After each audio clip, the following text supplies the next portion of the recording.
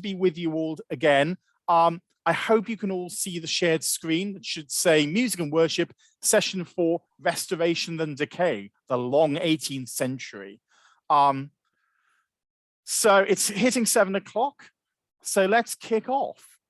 So far, we've experienced a snippet of pre-Reformation worship, journeyed through the Tudor period, where each successive monarch used the church for their own ends, surviving through to the Elizabethan and Jacobite settlements, before coming to an abrupt halt with Charles I and entering the dreary, or perhaps not quite as dreary as we thought, era of the Cromwellian Commonwealth. It's taken us 3 sessions to cover about 150 years. Okay, we looked a bit backwards as well, but it's been, 2 main sessions, 150 years. But here's the interesting bit. We're now hitting a bit of a wall. As whilst there'll remain trouble in church and state, worship is about to have a period of relative stability.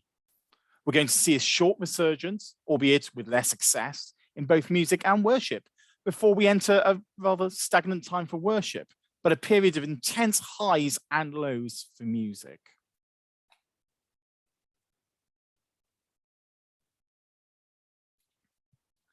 Oliver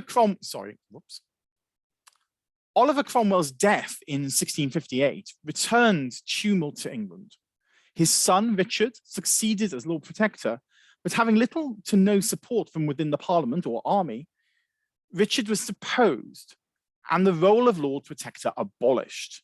Negotiations began in secret between the Commonwealth Council of State and Charles Stuart, eldest son of Charles I and Henrietta Maria, who was in exile on the continent. Charles's declaration of Breda, promising leniency and tolerance in religious affairs, cleared the way for the restoration of the monarchy.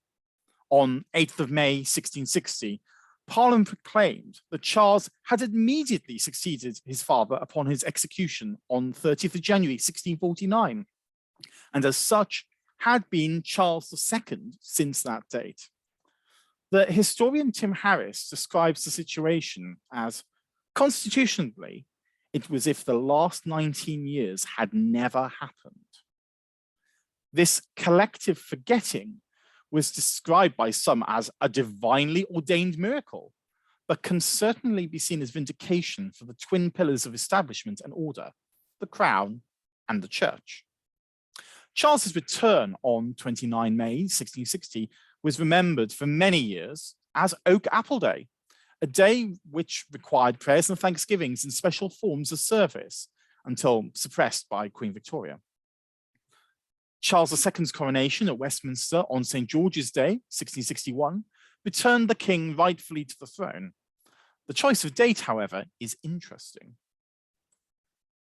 Edward Walker, then Garter King of Arms and Senior Herald, announced that for many weighty reasons, it was deferred until the 23rd of April, 1661, being St. George's Day.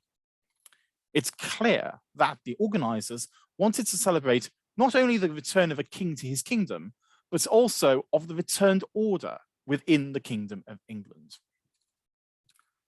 The Restoration saw the slow return of choral foundations. My own view is that the Commonwealth period, rather than the Reformation, was more damaging for the state of church music in the British Isles. Whilst we had some sort of near comparison within living generations with the Second World War, we all have seen the difficulties and half-life caused by the COVID pandemic. We can see what the damage of 2.5 years did to our choral foundations. Almost times by 10 makes it unbearable to contemplate. Rebirth naturally began in London, with Chapel Royal and Westminster Abbey choirs playing catch-up to where they had left off. Evidence suggests that much of the coronation music was newly composed, though sources strongly hint that Tallis's litany was used. The coronation choir consisted of 12 boys and 33 gentlemen of the Chapel Royal, together with the 8 boys and 16 gents of Westminster Abbey. It's an interesting balance. Either the trebles shouted and the men were very, very quiet, or the balance was specifically designed so that the bottom 3 parts dominated over the treble. There seems to be very little to explain this, save for it being a performance fad of the period. Choir, of course, was joined by organ and orchestra. 24 violins and several wind instruments are mentioned in the contemporary sources. Even before Charles II returned, a prayer book based on the 1604 book was issued. The directories of public worship under Cromwell were gone. John Cossin's Durham book, his own musings for a new prayer book, appeared in 1661 in readiness for the Savoy conference that would lead to the new agreed prayer book. In almost a rerun of the 1604 Hampton Court Conference that we talked about last week, the week before last, deadlock between bishops and Puritans and Presbyterian factions again occurred. The proposed book was put to the convocations, the ruling body of the Church of England. Debate was stifled and limited. Some very limited concessions were debated. The removal of apocryphal texts, the Canticle Benedicite, the Tobit offertory sentences, and the removal of the Apocrypha from the lectionary seemed to be progressing well for Presbyterians, only then for them to be kept. An attempt at banning plainsong failed. Its policing would have been nigh on impossible. But some progress was made on compromising the communion rite, which appeased neither Laudian nor Presbyterian, and some widening of interpretation of rubric or practice. Some rankling continued over the ordinal, especially in relation to differentiation between Presbyterian and Episcopal ministry and conferment, but it cleared both houses of convocation. Charles used the full force of law to mandate the use of the new prayer book by appending it to the 1662 Act of Uniformity. The Act received assent on the 19th of May of that year with an implementation date of St. Bartholomew's Day, 1662. The Act prescribed the form of public worship, administration of the sacraments and other rites of the established church and placed them into law. It mandated the translation of the prayer book into Welsh, leading then to the 1664 Welsh prayer book, and required episcopal ordination for all bishops, priests, and deacons, which had not been consistent during the Commonwealth period. Ministers who were unable to conform to the new act were ejected from their livings and ministry in what became known as the Great Ejection, thus beginning the separation in England and Wales into the overlapping family of nonconformity based on Puritan, Presbyterian, and Calvinistic mixes. Whilst in 1604, it could be argued that they protested from within and won their battle with the Commonwealth period, the schism from the Church of England reaffirmed somewhat the via media that some Anglicans get very soppy about, but that I would argue suggests an adherence to high, but by no means Romeward view in terms of ecclesiology and sacraments. Leading evangelical scholar J.C. Ryle, writing in the late 19th century, described the ejection as an injury to the cause of true religion in England, which will probably never be repaired.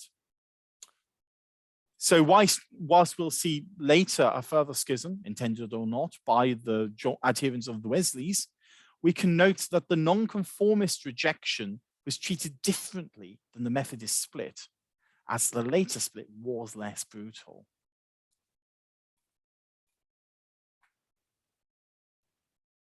Few, if any, would imagine that the 1662 book would remain majoritively unchanged for 300 years.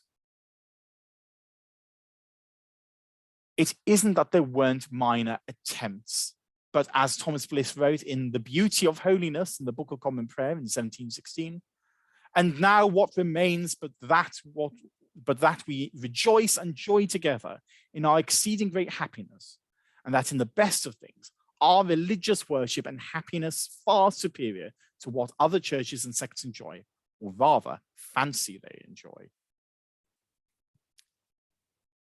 We saw, as we've seen recently, changes to the prayer book at the start of each reign. We see more occasional acts of worship, often referred to as occasional forms, printed to celebrate or commemorate certain acts.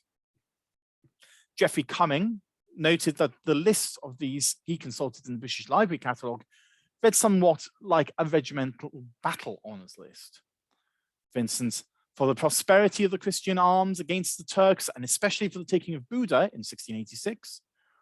Or how about for restoring the greatest part of the Spanish Netherlands to the possession of the House of Austria, 1706? For the suppression of the late unnatural rebellion and deliverance of these kingdoms from the calamities of an intense war, 1646, and for putting an end to the late bloody, extended and expensive war in which we were engaged, 1784, and revived in 1802.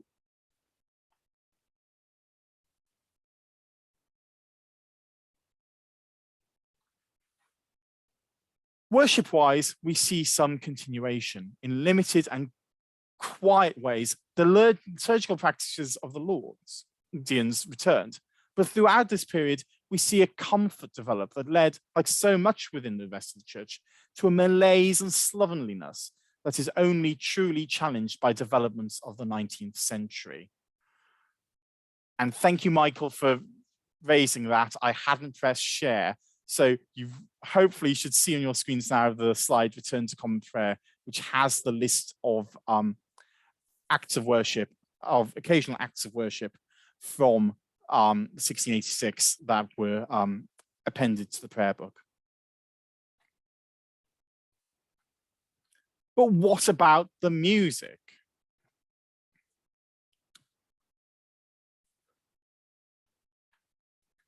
And indeed, what about the music?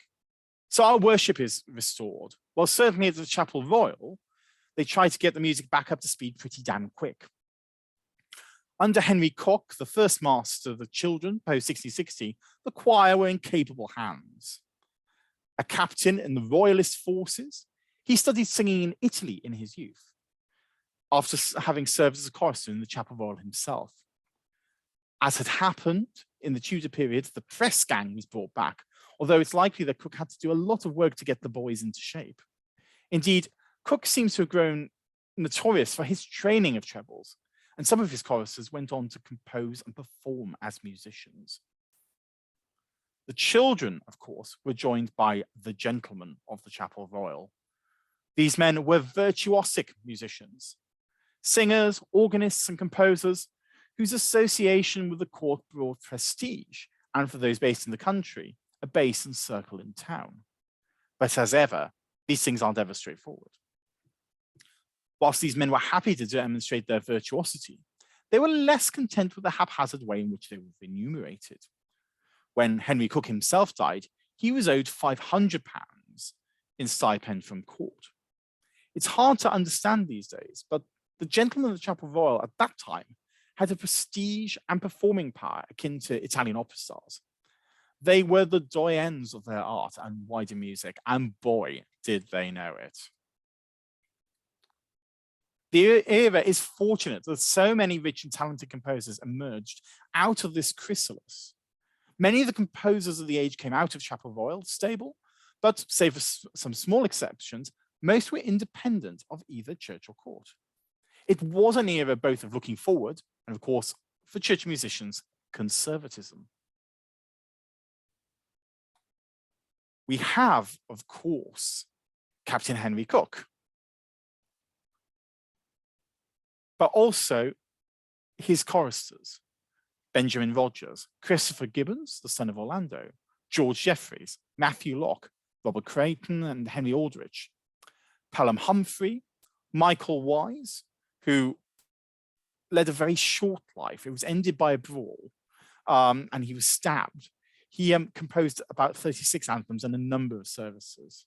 But we also see then the big players of the Restoration era, John Blow and Henry Purcell. I could easily do a whole session on Blow and Purcell, so I apologize for shortchanging you. Blow was a Midlands lad, or North Midlands lad. He was born in Newark in 1649, starting to sing there before being press-ganged into the choir of the Chapel Royal. That set him up for life. After his troubled days, the court kept him in their care, providing musical training. At the age of 19, he became organist of Westminster Abbey, and shortly after took on further musical roles at the court. Even whilst a chorister, his compositions were taken seriously, 3 of them being included in Clifford's Divine Anthems and Services in 1664. It's likely he received his composition tuition from Christopher Gibbons, again, the son of Orlando. Blow took up a position as Gentleman of the Chapel Royal in 1674, succeeding Pelham Humphrey, and received his doctorate in music in 1677. It's around this time that he also became one of 3 organists of the chapel. The business of court is seen as the reason why, in 1679, he forfeited his position as organist of Westminster in place of his pupil and protege, Henry Purcell. However, Blow did take on the post of almoner and master of the children of St. Paul's in 1687, and returned as organist of Westminster upon Purcell's death in 1695, becoming the only person to hold all 3 positions simultaneously. He held these along with the position of composer for the Chapel Royal until his death in 1708. Blow, like his protege Purcell, wrote prolifically for all genres, instrumental, entertainment, and religious. His output was prolific, with the result that his output is extremely unequal. His best is not unworthy of comparison with the greatest church musicians of the era. His worst is, well, humdrum at best. Kenneth Long, in his portrait of Blow, concludes that he churned out dull, unimaginative things which could just as well have been written by the least of his contemporaries. His protege, Henry Purcell, was born into the Chapel Royal. His father, a tenor, later took on further court musical appointments. It's not so much Cook, whom Purcell served under as a chorister, but Pelham Humphrey, who influenced Purcell's compositions. Humphrey had experience of French and Italian compositional practices. After finishing as a chorister, Purcell was apprenticed to Blow, later picking up further court musical roles. Purcell's life was one that shone bright, composing a large corpus of works for musical stage, Dido and Aeneas in 1689, The Fairy Queen in 1692, and The Tempest 1695, as well as obligatory commissions for court. His odes, particularly Come Ye Sons of Art, written in 1694 for the birthday of Queen Mary, remain justly famous. Upon her death the following year, the short anthem of his Thou Knowest Lord was performed. Its beauty and depth in such a short span of time demonstrates the genius of a composer who died that same year at the age of only 36.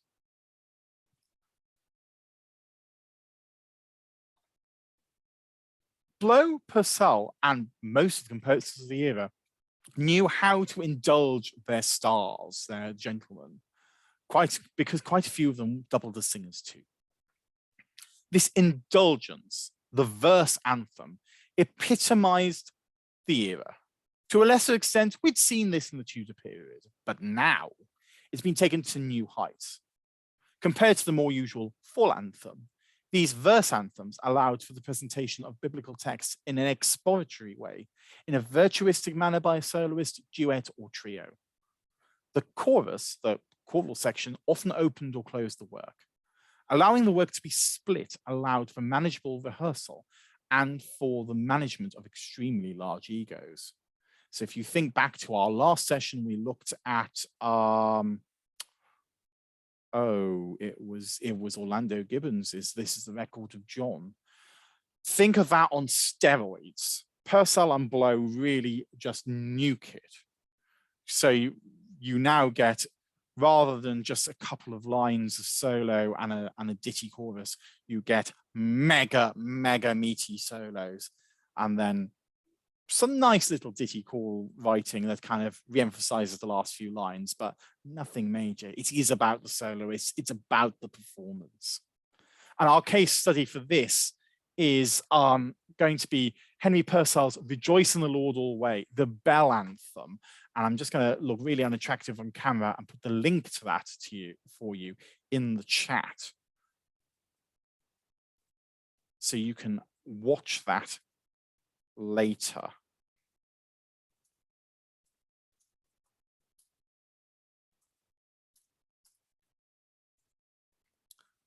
And do give it a listen. It's often truncated these days, but I think that's a full-length version. So the bell anthem dates from Purcell's prolific period of anthem writing between 1682 and 85. It seems to have acquired its title as the bell quite early on in its career, for an 18th century copy in the British Museum, which is also the source for the second violin and viola parts missing from Purcell's autograph, labels it "Rejoice in the Lord," with a symphony imitating bells. It was originally called the Bell Anthem. In the opening prelude, not given the more usual label of symphony, the pealing of bells idea is everywhere, not only in the bass part, which Purcell's 10-beat ground is repeated 5 times, but also in the entwining upper parts, where the juxtaposition of joyous scales with Purcell's wistful harmonies give the music a delicious bittersweet quality. 3 solo voices break in with the 8 bars of triple time they reiterate throughout the anthem, and their new tune is quickly taken up and extended by the strings. The more lyrical middle section of Purcell's symphony contrasting with the dancing opening. The trio repeat their 8 bars, and the briefest of instrumental comments closes the section.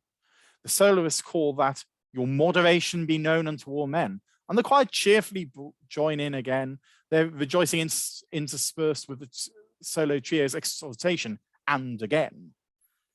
This will make more sense when you listen to it. The instruments take the instruction literally, and we are treated to a complete repetition of the symphony. The solo bass begins a more staid tone with his instruction to prayer and supplication, "Be careful for nothing," and the triple time is replaced by a more thoughtful passage of homophony for "and the peace of God which passeth all understanding." The strings develop the idea, but they are interrupted by the return of the soloist triple section. 8 bars of this, repeats of both the instrumental ritornello and the chorus, complete with the soloist cries of "and again," bring to a close one of Purcell's most enduringly popular anthems. Now, the use of instruments is one debated by musicologists. Within the Chapel Royal on special occasions, it's quite likely that instruments other than the organ were used. But on more normal occasions, this wasn't the case. One thing is clear. This is something that was never going to become a norm in worship. It reflects the secular compositional ideas of the time. And whilst a great special or rare treat, it's clear that this was untenable as a normal form of composition for worship. When you listen, you'll understand why.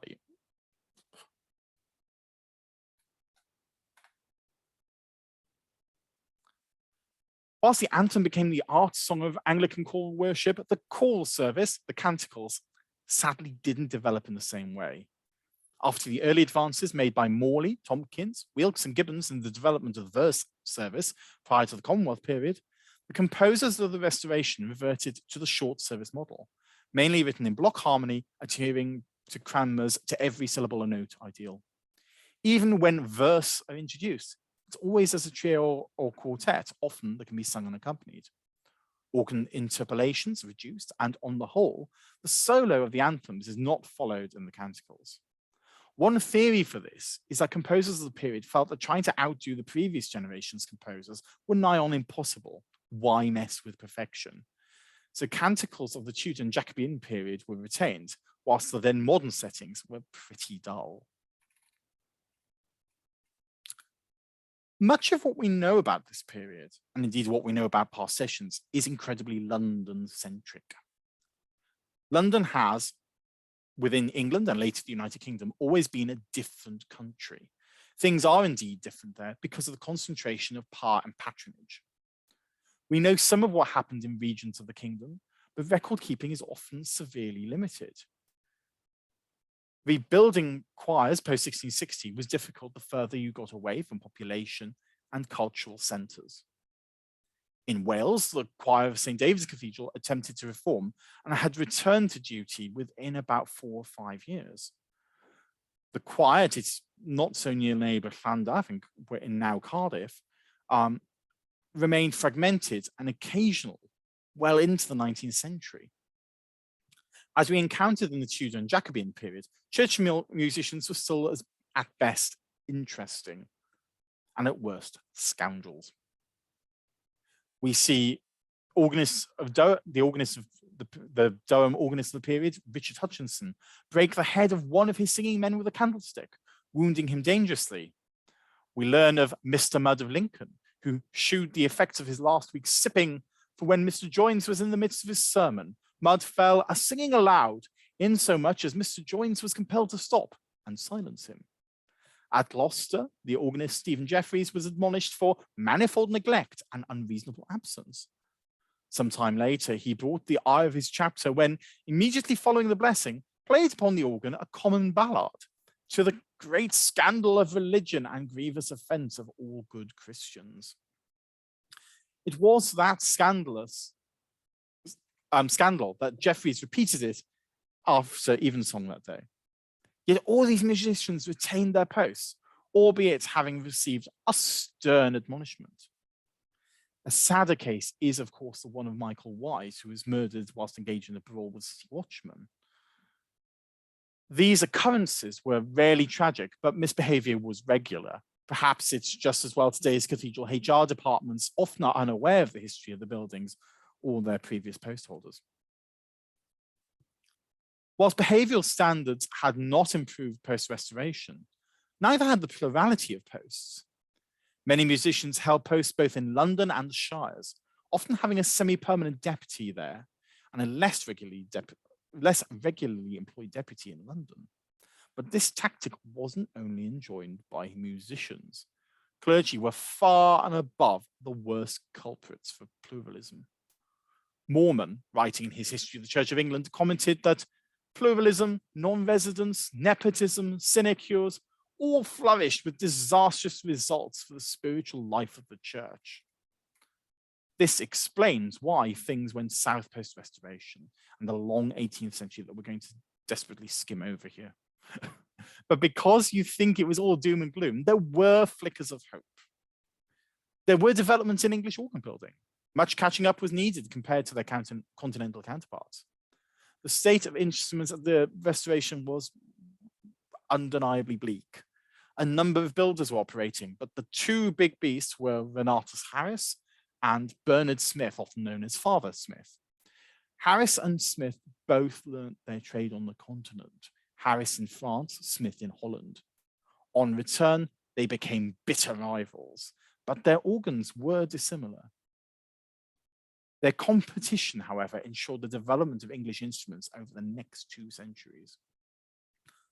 Money and the lack of ambition in commissioning put paid to faster developments. Most English organs of the period did not have a pedal board, the bit you play with your feet. The swell box, which in basic terms allows you to control volume on the swell set of pipes, were invented in England by Abraham Jordan in 1712. Many German apprentices came to England in the early part of the 18th century to learn and ultimately to improve the organs of our nation.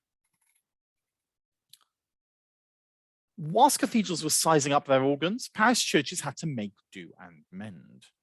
Research at the local level is pretty sketchy. Nicholas Temperley, in his masterwork, The Music of the English Parish Church, suggests avenues for exploration of this period, but in reality, what we do know makes for pretty grim reading. Most parishes would have had 2 services on a Sunday, the morning prayer and the evening prayer, with a celebration of communion quarterly. Some more eclectic parishes would have continued the practice of morning prayer, litany, and anti-communion as one rite, but this would have likely been rare. Literacy remained reasonably low, especially in rural areas. The recitation of psalms would have been a duet between parson and the parish clerk. In some places, metrical psalms would be sung. Hymnody, as we know it, did not yet exist, but plenty of devotional reading, poetry, and songs had come into being. Singing in many parishes was led by someone using a pitch pipe. Some exotic parishes possessed a barrel organ, an instrument operated by a cranking handle. They operated by setting music up in brass staples or pins, projecting from a wooden cylinder about 3 feet 6 inches long and 9 inches in diameter, slowly rotated so that projecting pins operated simple keys which admitted air to the pipes, allowing it to play. It was a useful instrument in places where musical resources were limited. Both Handel and Mozart wrote for it. Whilst it had a fair mix of repertoire, this could lead sometimes to occasional embarrassment because some metrical psalms got confused with alehouse ditties, leading to an interesting confusion during matins and some entertaining consequences. More affluent parishes, however, tried something a little different. What would be the first parish music group, the Western Gallery Band, often referred to as gallery minstrels, combined singers and musicians to lead the congregation. Galleries were purpose-built at the west end of churches to hold them. There seems scarcely an instrument that didn't get roped into this. Bugle, guitar, banjo, drum, tin whistle. Most in demand were flutes, bassoons, cellos, clarinets, and oboes. Many of the instruments were homemade. Some cellos were produced in the blacksmith shop in metal. Like any musicians, they guarded their privileges, retaining possession of the gallery and only allowing those involved to sit up there. As with much in church music, there was a reluctance to change. Kenneth Long, in writing about the minstrels, makes a pointed but quite interesting remark. Most of the minstrels were yokels, illiterate and musically self-taught, yet they possessed a rich zeal and diligence. But as every choir master knows, it's often the worst singers who are the keenest. It's clear that the music was wholesome and well-meant, rather than accurate and precise. Some contemporary accounts are scathing in their reports of performance that you almost wonder whether they were true. Many writers complain of the shrill tone, screeching or screaming of the children, and the uncouth mouths of the men. If their performance was bad, their behavior was worse. But as they were not servants, but volunteers, and were drawn from the local community, it seems that gallery bands could, and sometimes did, put the parson in his place. Instruments would be tuned during sermons. Raucous arguments would break out during the worship. Discussions regarding the music would be bellowed between the gallery and either the parson or the parish clerk. Instruments may be used to chastise the children or adults, with intermittent thwacks and yells adding even more color to worship. The tradition continued off and on through the 18th and mid-19th centuries, falling out of fashion with the innovation of robed choirs in the 19th century. More recently, we've seen an increased interest in Western gallery music from within the folk music fraternity. And I've got a short clip of a hymn from the period performed by the London Gallery Choir, which I'm going to just put in the chat now for you to peruse at your leisure.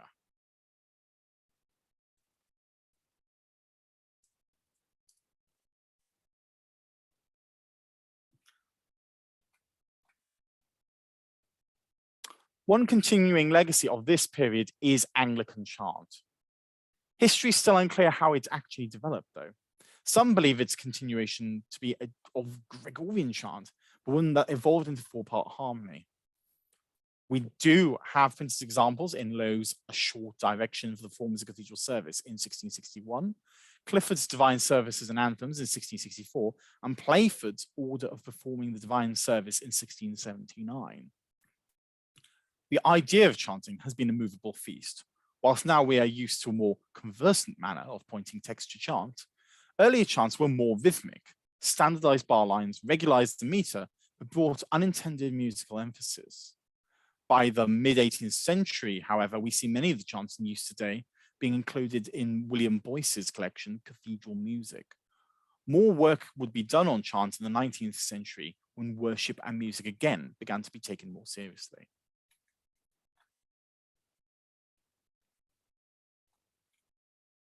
Kenneth Long claimed that the period from the first prayer book in 1549 until the death of Purcell had been a long era of growth, experiment, innovation, and development in music and worship.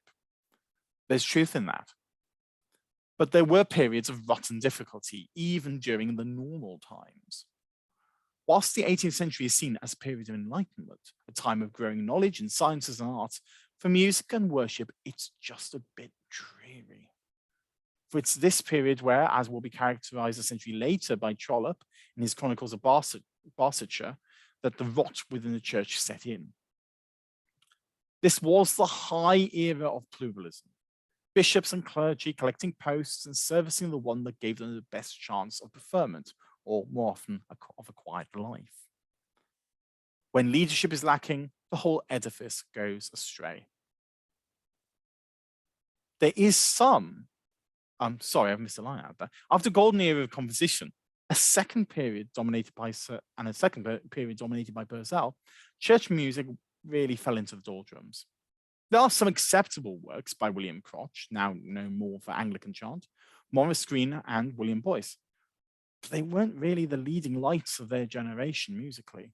Whilst I wouldn't go as far as Edmund Fellows, who described the works of the period as barely able to rise even to the level of mediocrity, it's clear that a lot of the repertoire of this period is better on a wet Tuesday night in November than on a glorious Sunday afternoon in June.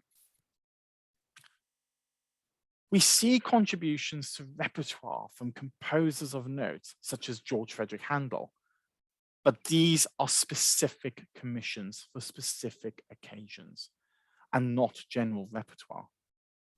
The later Georgian period saw some resurgent activity, Jonathan Battershill, Thomas Atwood, and Samuel Wesley being key examples of the period.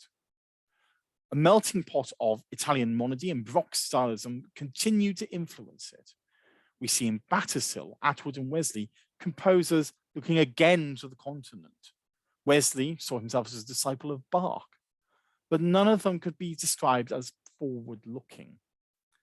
Battershill is often remarked was at heart an Elizabethan in his outlook, looking back toward a golden age past rather than working for the golden age yet to come.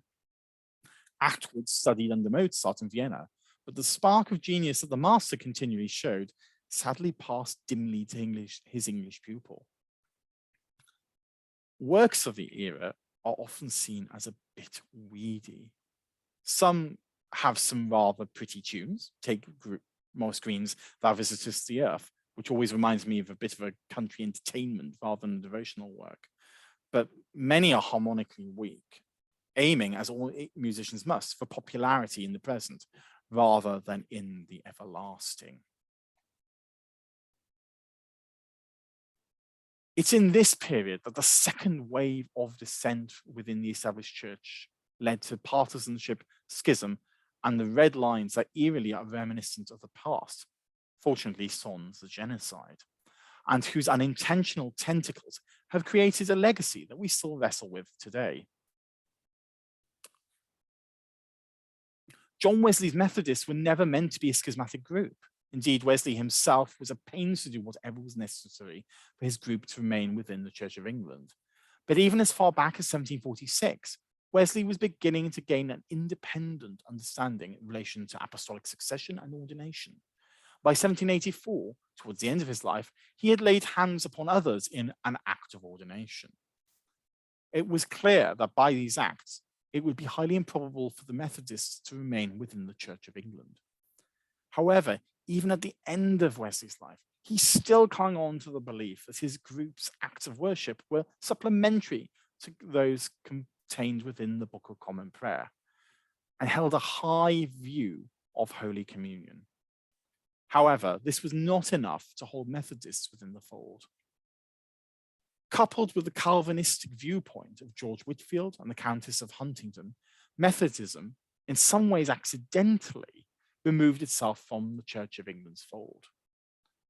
Numerous attempts at reunification and healing relationships have taken place, and Methodist and Church of England ministers now have a nigh on parity with one another in each other's churches, which does demonstrate a repaired familial link that has been more difficult with other denominations. So next week, we're going to look at the 19th century and the movements in worship and music that came out of it. We'll find that the dull yet pretty melodies and mediocre worship of this period gets a real kick up the backside and sets us on our course towards the present. I'm going to just drop into the chat a recording of Green's Thou Visitest the Earth.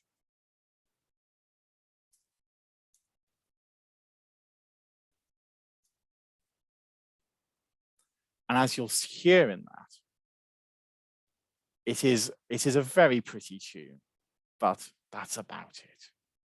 So I'm happy to take some questions if you have any. If you want to raise your hands, that might be the easiest thing to do.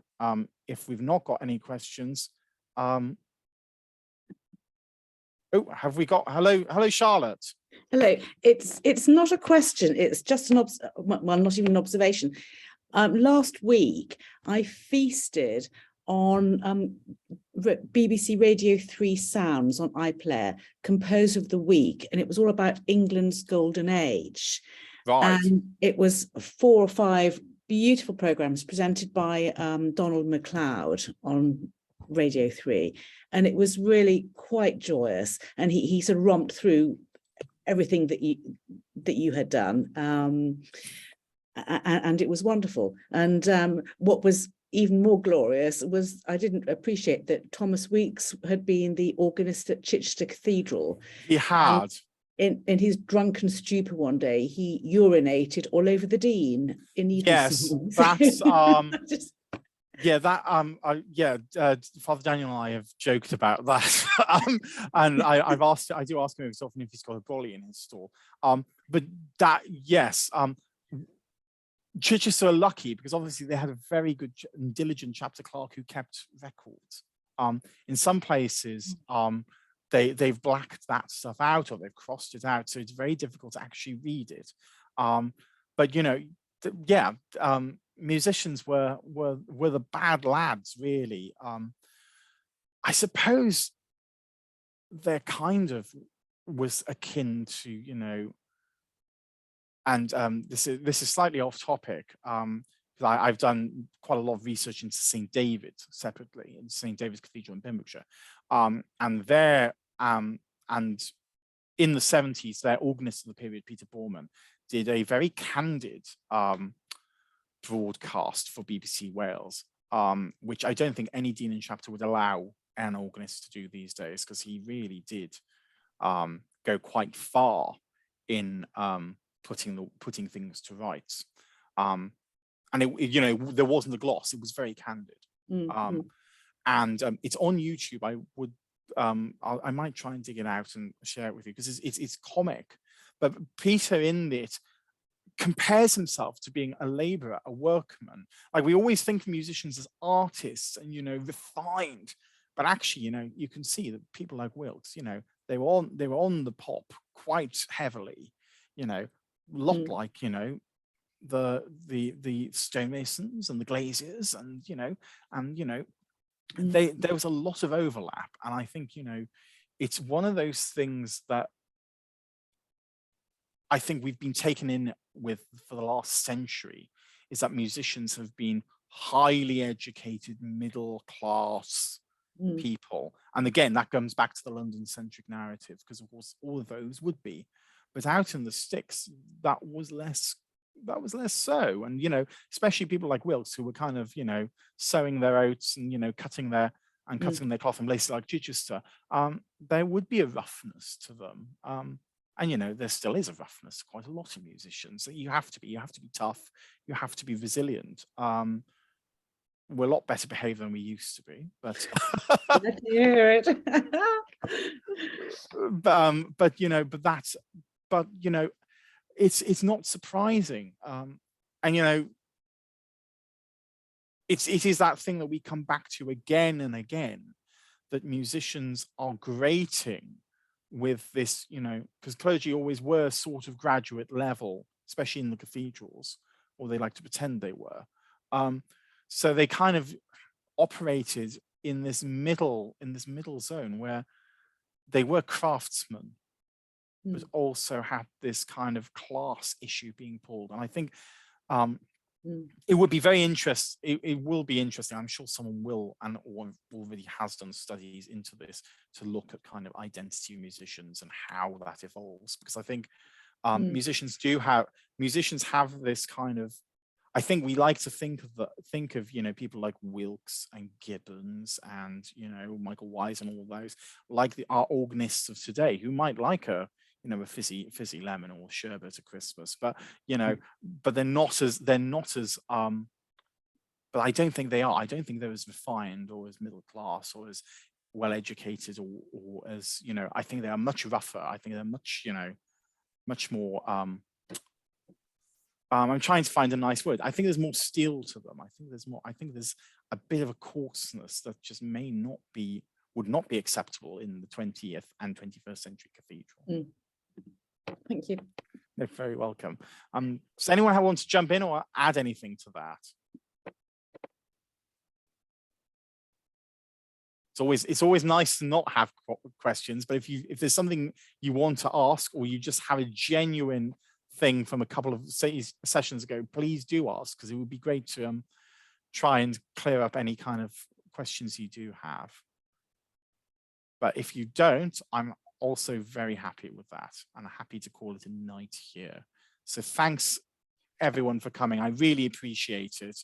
And I know we had a bit of a problem the week before last. So we tried to get a grip on that, and we tried, and it wasn't fun for you. It certainly wasn't fun for me or for Father Daniel. But we really do look forward to you joining us.